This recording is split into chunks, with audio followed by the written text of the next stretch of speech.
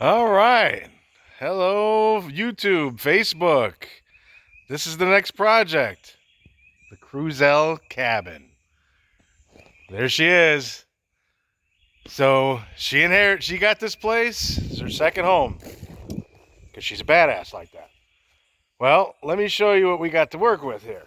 So there's a problem here. Well, there's no power. You see, somebody bought this house and decided in 2017 they were going to make it solar. Well, problem is they didn't know what the hell they were doing. I mean, wow. They're not even up there. I mean, the wire. I mean, besides it's a spaghetti nest of wires, and look at that. Isn't that a good time? Yeah, that's wouldn't last in Chicago, where I'm from. I'll tell you, be all over the place. So, I mean, look, these aren't even connected. So I didn't do that. It actually was like that. Oh, you know what? Oh, we're over here. Let me show you some of the best parts. Um, Look at that. Yeah, that got blown out pretty good. Pretty sure that's not supposed to be like that. And I mean, highly likely, maybe the cover fell off. I doubt it, but it could. You know, got corroded. I got a replacement for that though, because that looks like that got blown out, and I've only had just minutes to look at it. So it's running out here, and everything's kind of hooked up with a little generator that they have here. And they sold the house. They were trying to take the generator, and that real estate agent was like, "You are not taking the power for this house." She refused to let that deal go down. And so, Sally, you did a great job. Sally Burgess. If you're buying a house in Kentucky, look her up. So I have all the stuff in here, all my stuff, so we're not going to be able to really get down in there, but let me prop this open a little bit, because, you know, nobody knows how to hang a door around here. So this is what we got. This is the mess that I'm into. Look at these lead acid batteries. These things are like tanks. Oh yeah, you can't barely lift that. So yeah, that's solid lead. That ain't no good. That's like 6 volts. Look at the baby inverter. It's so cute. 2,500 watts. I mean, maybe you could run the lights and exhaust fan. But it looks like they were just kind of throwing money at it. You know, charge controllers after charge controllers. None of them are working. You know, I mean, you can see that's a dead mouse. Yeah, I gotta clean this place out. Yeah. So this is the wiring. Look at that. Look at this. Here. This is running the house right now. So yeah, there's that. So yeah, that's kind of all we got right now. You know, I mean, gonna have to rework some wiring in here and stuff. My plan is to put it all in the corner, and as much as I'm an electrician, I don't like to see wires, so I'm gonna build a cabinet. I'm a certified welder, so I'm gonna have to build it out of metal because the price of wood is higher than giraffe's ass right now. So our plan today, I'm gonna disconnect this array and start taking that down and start building some batteries. I should show you some of the stuff we got, right? Just kind of a little sneak peek. Well, we got this Sungold inverter, 15 kilowatt. Ooh, that's gonna run a house. Not that little 2,500. That's not gonna do a whole house. So this is an all-in-one inverter, 48 volts.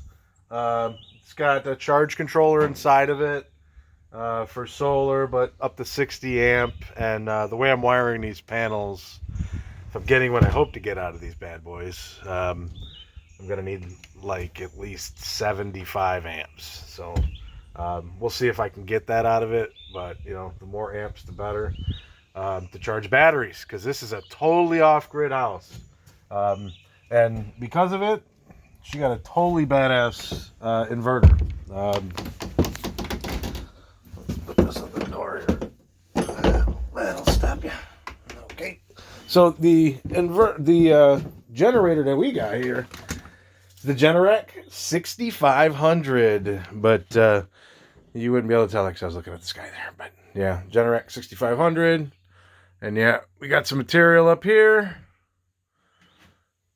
This is where we're putting it because we're in a remote location, so you know, everything's gonna be harder to get.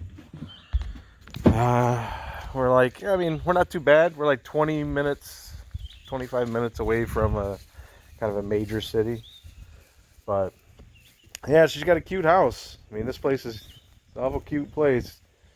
But they tried to institute propane where electric should be, like the fridge. They wanted it to be propane.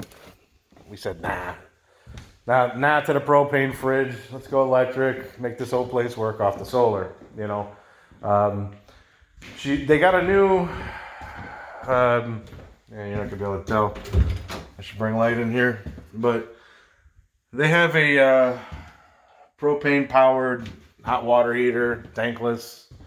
But this bad boy right here is where it's at. This is it has an electric fan to distribute the air better for the heat off of the fireplace. But it's like a cast iron stove. It's a newer version. It's not the old ones. But so what we're doing today, also with the solar, we're doing the solar array, building battery banks. Building these batteries banks cell by cell with lithium iron phosphate batteries. It's the most advanced batteries before you get the solid state batteries that there is. You can get anywhere from 10 to 15,000 cycles on them as long as you have a BMS. And you know I got it. Yeah. Oh yeah. I got BMS in here. We got, you know, spared no expense on everything. Got, you know, the best stuff that there is for this.